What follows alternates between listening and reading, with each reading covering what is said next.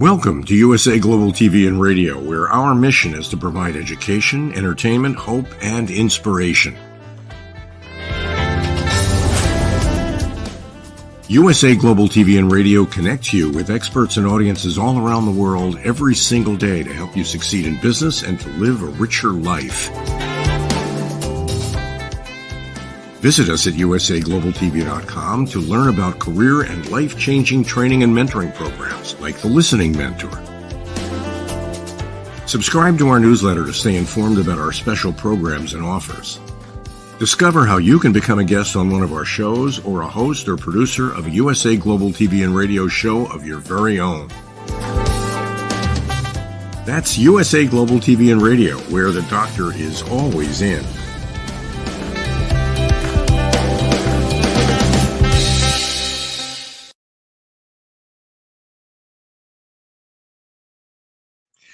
Howdy, y'all. Actually, I should say all y'all, because this is a global network, the USA Global TV and Radio Network.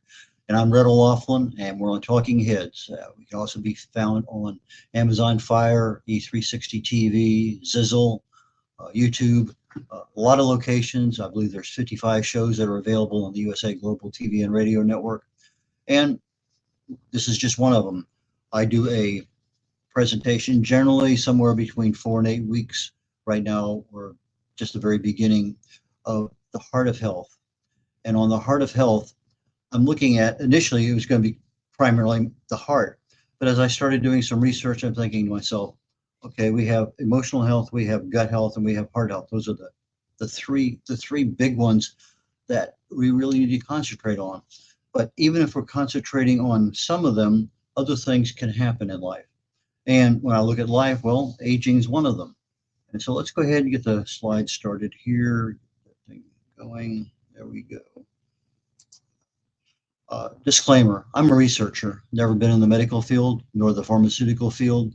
I fell in love with chemistry many, many years ago, back in high school, long before I met my wife, now at 56 years. I have 5 academic degrees. I got 7 professional certifications. And nowadays, as part of my researching, I look at the human body, and I'll look at what happens at the cellular level, chemically speaking. What causes things to happen?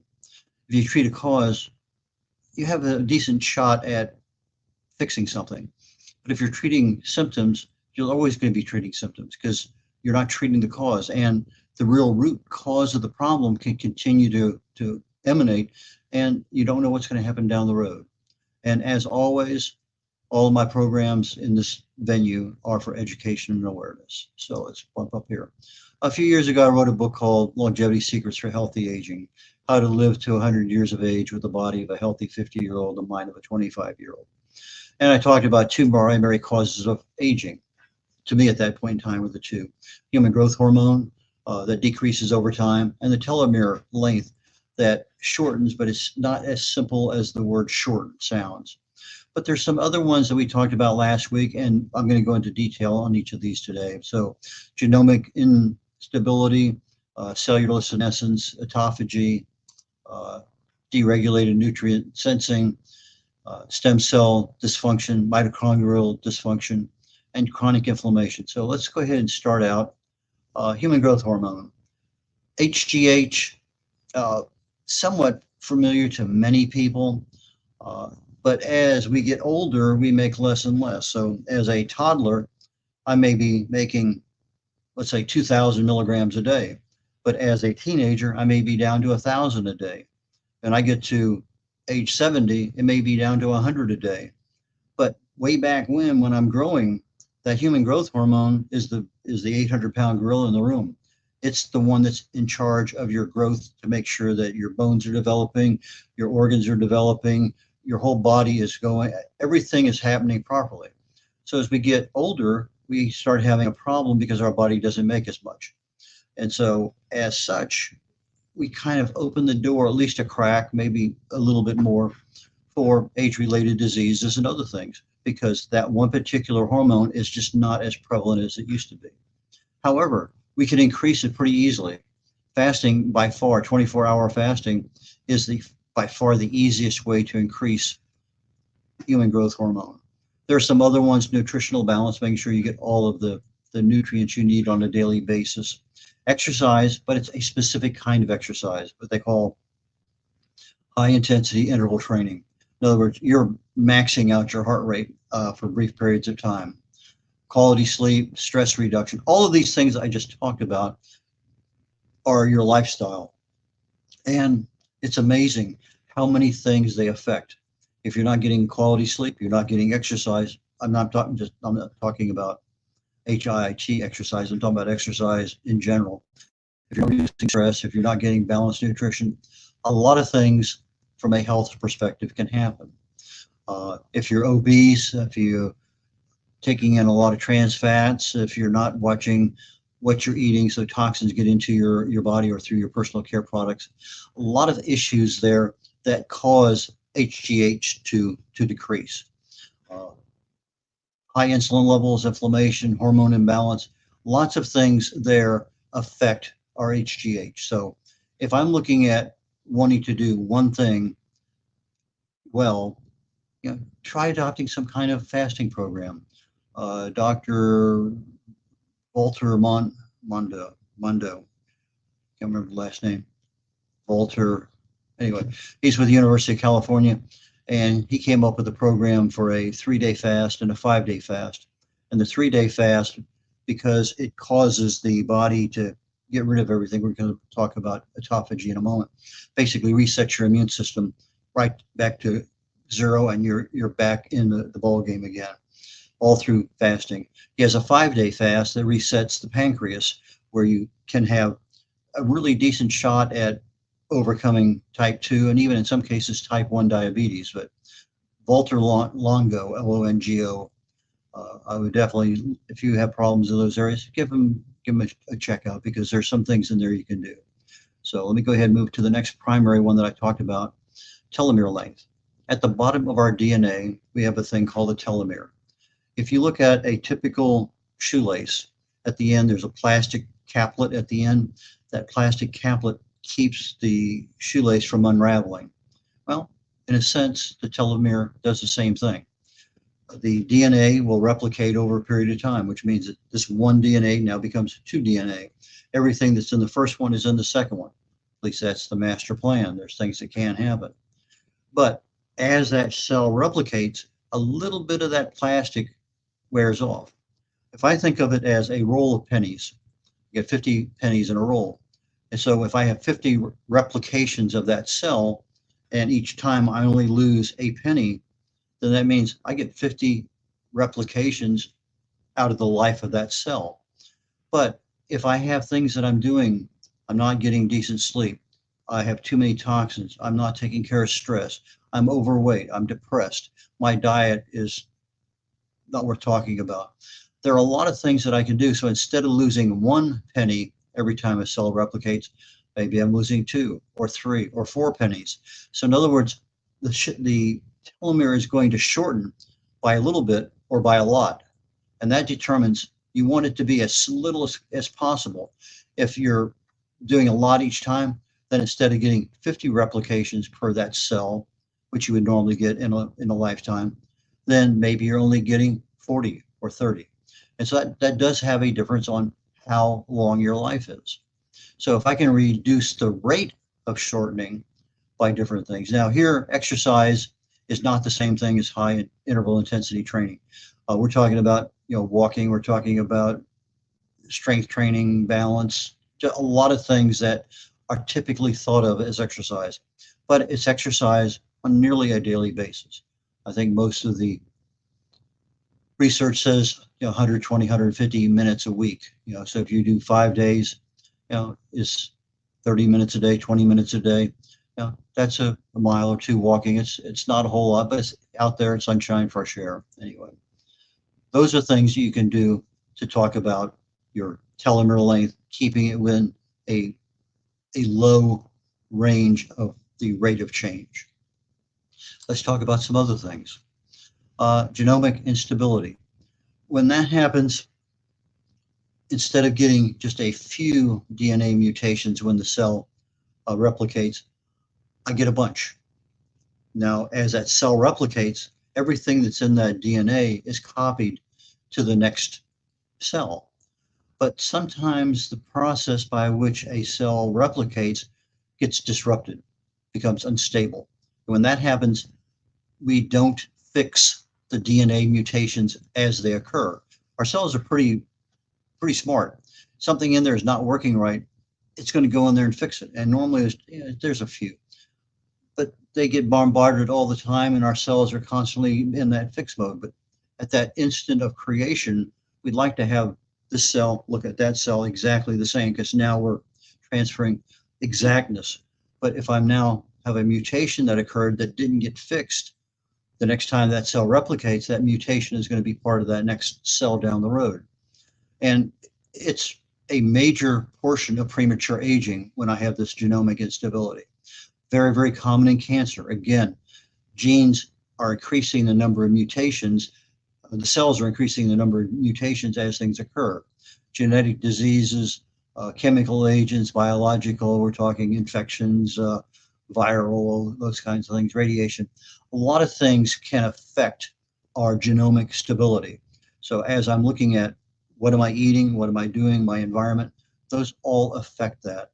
Now, in cancer development, most of the literature says it's a genetic disease. However, there is a major portion of research, which I tend to agree with it, was really classifying it more as a mitochondrial disease. And the biggest thing that I see, and I've mentioned this many times, is that if you're treating it as a genetic disorder, say type 4 pancreatic cancer, the 5-year survival rate's about 4%. But you can't treat it as a mitochondrial disease in the United States. You have to go to Cairo or Istanbul or somewhere else in the world. And people who advocate mitochondrial dysfunction as a cancer creator and developer and maintainer, you treat the mitochondrial portion of that, and they have a 95, 96% survival rate for type 4 pancreatic cancer. A lot of issues there with the mitochondrial, which we'll be talking about. But if we're treating it as a genetic disorder, this genomic instability would be one of those ones that would be worth looking at. Senescence, basically it means aging. And when we look at cellular senescence, we have cells that it gets to a certain age. Okay, thank you very much. You've done your job. Bye. And the cell disappears.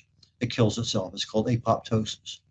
But the cellular senescence can become a problem when you have a normal cell hasn't reached its expiration date and begins to exhibit issues of aging. And this is one of the primary reasons why cancer can develop so quickly, is the fact that in a tumor, there's a lot of things in the tumor, but one of the things that happens is that these cells grow wild because of the way the tumor is treating them. So if I'm looking at aging and cancer, one of the causes of both is cellular senescence. Now, the cellular senescence causes DNA damage, also causes increased rate of telomere shortening. It's found in a lot of age-related diseases because we're opening that door earlier. Oxidative stress, this is one step beyond simple inflammation. If I have chronic low-level cellular inflammation, that's the genesis of just about every disease. But if I don't take care of that inflammation from free radicals and other things that cause it, by eating the right kinds of foods and maintaining stress management and exercise and whatever, then I open the door to oxidative stress, which is a higher level of inflammation doing more damage. So I end up with a case now where things are really starting to rust pretty badly because of that oxidation. Hormonal imbalance, chronic inflammation. If you have an inflammation literally that's more than a couple weeks long, you really need to see your doctor, because our bodies are generally made to fix up those things generally within a week, 10 days, 2 weeks at most. But if you're carrying something for longer than that, go see your doctor. Some medications, particularly those medications used with chemotherapy, can cause cellular senescence. A lot of problems there. Radiation. I call here mitochondrial dysfunction. And I'm going to go into a little bit more detail about that one down the road. But fortunately, there's a field called senolytics, that there are a number of different molecules, supplements that can go in and attack cells that are in that process of becoming senescent. Quercetin, Chinese ginseng, physin, those are three of the primary ones. There's some other ones out there. And some of these things are actually used in cancer treatment because of the fact that the cancer drugs that are being used cause cellular senescence, and you can use some of these supplements to help abate that increased level of production of them. Okay, let's move on. Autophagy, one of my favorite topics. When you stress cells, you're forcing them to repurpose their components. Now, that may not sound like much, but how do you stress a cell? Don't eat. So autophagy is the process by which the body goes in, repairs and recycles everything in a cell.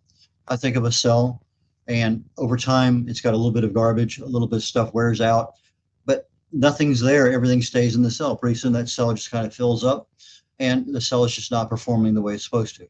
You're not getting the energy out of it. You're not getting the functionality of that cell. And autophagy is the body's way of taking care of that. I use an analogy of a trash truck driving through your blood vessels, and it stops at every cell in your pancreas, in your liver, in your lungs, everywhere in your body, and knocks on the door of the cell and says, "You got anything to throw away?" And here comes all the trash. Okay, you got anything to recycle? Okay, they send the stuff out. The trash truck has a recycling function. It takes what it needs to recycle and gives it back to the cell. Now you look at the cell, clean floor, everything's working fine, boom, you're fine. So if I'm looking at the thing that Dr. Walter Longo talked about, 72-hour fast, I have a fairly clean system in my body. Well, somewhere around 16 to 18 hours, autophagy begins. But it's at 1%. It's just beginning. It takes up to 72 hours to actually get to 100%. So if I'm doing a 24-hour fast, once a week, once a month, I'm getting into autophagy. I'm getting some level of cellular repair and recycling, but I can get more. Now, some people can't fast that long for a variety of reasons. Typically, for the last quite a few years, since well before COVID, I was doing a 72 to 150 to 200-hour fast per month, and enjoying it, literally enjoying it. I came down with shingles first part of June, and my body has been a totally different wreck. My mind is not there, but if I set my mind up to, okay, 3 days from now, I'm going to do a 72-hour fast, that mental process helps me get started and continue. But the fasting, the longer you fast, the better your body becomes. Now, what's the longest fast on record? Well over a year, 386 days or something like that. But it was a supervised fast in England. The guy was 400 pounds overweight or something. But anyway, yes, we can all afford a day or two. Some of us can afford longer than that. But it's something that really and truly does help the body and extend our longevity. But whether it's intermittent fasting, 15, 18 hours a day, one meal a day, OMAD, or an extended 24, 48, 72 hour. But once we start getting ketones in our bodies, that's when that process starts to happen, that autophagy is prevalent. Another cause of aging, deregulated nutrient sensing. I have a strange way of saying, but our body sends out these little sensors, and okay, I'm low on vitamin B12, I'm low on magnesium, I'm low on potassium. And if I'm not getting the right level of sensing so my body can adjust and make the energy that it needs, now I start having problems. So the deregulated nutrient sensing, of which insulin resistance is a perfect example. Over time, our insulin just works fine. All of a sudden, it's just not working the same way. It's a nutrient sensing that is just not functioning right. And unfortunately, this nutrient sensing is a hallmark of aging.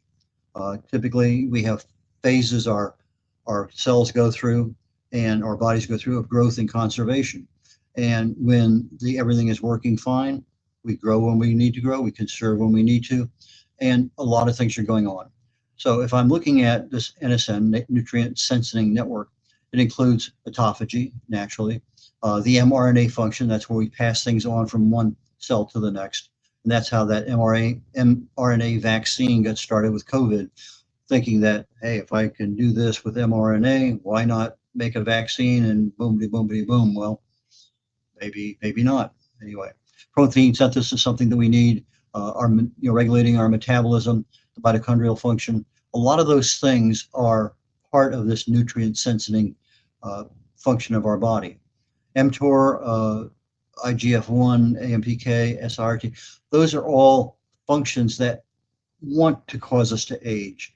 And if our nutrient sensing is working properly, I don't have to worry about them adding to the equation. Stem cell dysfunction. Okay, we make stem cells. We have a bunch of them in our body. If I need a new brain cell, boom, body takes care of it. I need a new heart cell, body takes care of it. I need a new liver cell, body takes care of it. It sends a stem cell there. Stem cells, okay, I will replicate that particular cell that's needed. That other cell dies, boom, everything goes. That's our normal process. And they have what's called regenerative medicine, where stem cell therapy is what is used to heal the body. But basically, this regenerative medicine is used to help the body repair itself. It's what happens when we have injury, disease, and a few other things. So if I'm looking at stem cell function, if I'm 45 years of age, well, I'm doing pretty well. 25, I'm doing exceptionally well. 65, maybe not so much. 85, really not so much. So it sort of depends on the age. So age affects the stem cell function, the production of stem cells, and everything. Now, just as fasting increased human growth hormone and helped other aspects of our aging process, autophagy, eating activates stem cells, but it has to be an anti-inflammatory diet. Just having fried chicken and French fries is not going to do it. Hippocrates says food is thy medicine. Actually, it's longer than that, but that's my version. And if I'm looking at the same things in almost my original slide, I'm talking about lifestyle, stress management, selecting the right kinds of foods, the calorie restriction, sleep, all of those things, exercise, all of those things enter into the equation. Mitochondrial dysfunction. Now we're at and this happens maybe 1 in 5,000. This is not something that is prevalent, but it is something that can cause aging. And in this particular case, there's a lot of issues that can help, but when you start having mitochondrial issues, it can lead to cell damage, disease, and many, because every cell in our body has mitochondrial. So when mitochondria has a problem in our brain, in our liver, in our heart, in our gut, wherever that organ is at, you have potential problems. Unfortunately, it's genetic. There's no cure for it. There's no prevention. Some therapies help a little bit. But as anything looking at aging or age-related diseases, mitochondrial dysfunction is literally way up there at the top of the list. But again, it's a genetic, and it's 1 in 5,000 or more. But some lifestyle actions, obesity, no exercise, no stress management can actually increase the level of dysfunction. If you go just on the other side, the right eating, the right kind of stress management, that promotes mitochondrial health in normal people. Chronic inflammation, and we're right on time. I left this one particularly because chronic inflammation is the basis of all this DNA mutation. Also the same thing for cancer. So I have free radicals coming and attacking my DNA all the time. I mean 24/7. I'm eating the right kind of foods. I have things antioxidants that will come in there, take care of the free radicals, reduce the inflammation, reduce the oxidative stress, and those things work. But we don't always eat healthy. That's why I say an anti-inflammatory diet. But this chronic inflammation also accelerates the senescence process of immune cells, particularly. So now as I get older, my immune cells are getting older than my body, and I have a problem because my immune system is not protecting me. Age-related diseases happen, etc. To reduce inflammation, again, all the positive lifestyle things that we talked about. And it's probably more of the more controllable functions than the other ones. So, and wrapping up everything, I'm at red.olaughlin.com, red.olaughlin@gmail.com, and red@red.olaughlin.com. Longevity, Secrets for Healthy Aging covers several of the topics I cover here today. So with that, we'll continue this discussion next week, and you all have a great time, and look forward to seeing you next Thursday afternoon. Take care. 5 Little Known Secrets for Dementia Caregivers with Tracy Cram Perkins. Hi there. I am Tracy Cram Perkins, the host of the Dementia Home Care Show here on USA Global TV and Radio. I am also the author of the book of the same name. And you'll see this QR code. This is for an extended version of the same talk. So if you want to see the full hour-long version, feel free to scan the code and go to that website. Stick with me. We'll talk about 5 little known secrets to make it a little easier to do dementia caregiving. What you're seeing on the left-hand side is a healthy aged brain, age 55 and above. The one you're seeing on the right is an Alzheimer's disease brain. It is in moderate disease. It is shrinking. It has holes in it. The memories that were in those holes no longer exist. When you're learning something, let's say in kindergarten, you learn how to tie your shoelace. Well, then by the time you're in second grade, your brain remembers that information from tying the shoelace and applies it so you can learn more quickly how to tie more complex knots. So the brain is hardwired to do this for us, so it helps us learn faster so it doesn't take us long to acquire knowledge. The brain is looking for the information and they pick the closest to wherever that hole is. Let's look at some tips that we can use to help do that. These are 5 simple tools you can use as a dementia caregiver to help your loved one. The whiteboard is a useful tool in recording the day's activities and the answers to repetitive questions. The calendar clock is a very useful tool to orient your loved one on the day, the date, and the time, and remind them of upcoming appointments. The communication cards are a great tool to bridge the gap when they can no longer tell you what's wrong. And then there's the pill minder for when your loved one is still able to take pills but needs prompting. The final tool I want to share with you is the memory book. It tells your loved one's story. It's a great tool for distraction, redirection, also as a conversation starter, and telling you where they are in their story so you know how to answer their questions. Music is probably the most powerful tool in your toolbox after laughter. Music is a way to maintain connection. It sticks with your brain longer than any other thing, including reading. When you're having an issue with somebody, you can play their favorite music if you move them to another room, something that makes them happy, or you can start singing songs together from their childhood.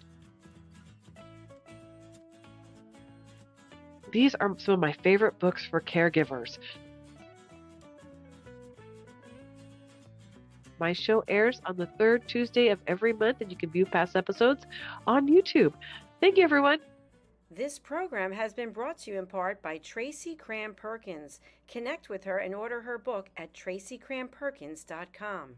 For more information about Alzheimer's disease, support resources, and how you can help, contact the Alzheimer's Association at 1-800-272-3900 or visit their website at www.alz.org.